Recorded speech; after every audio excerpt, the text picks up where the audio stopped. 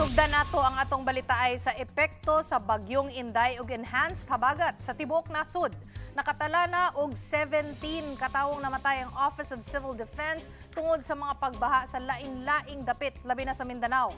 Ang mga mananagat wala makapalawod tungod sa kadagko sa bawod. Mubalita kanato bahin ana si Ian Melesio gikan sa The Freeman Banat News.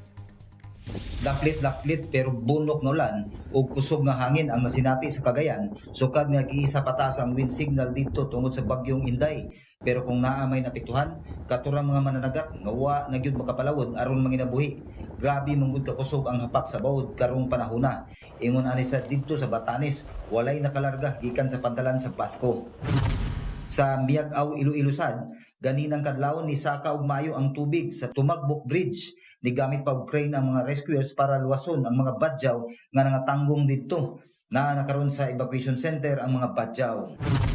Padayon sad ang pagpangita sa pito ka mga residente nga nadala sa flash flood sa lungsod sa Jose Abad Santos sa Davao Occidental kay nagdungan gyud ang flash flood ug ang ipo-ipo sa lugar ug naay mga balay nga nada. Huwebes pa lang, daghan na kayong ipabakwit tungod sa walay hunong nga pagbunok sa ulan.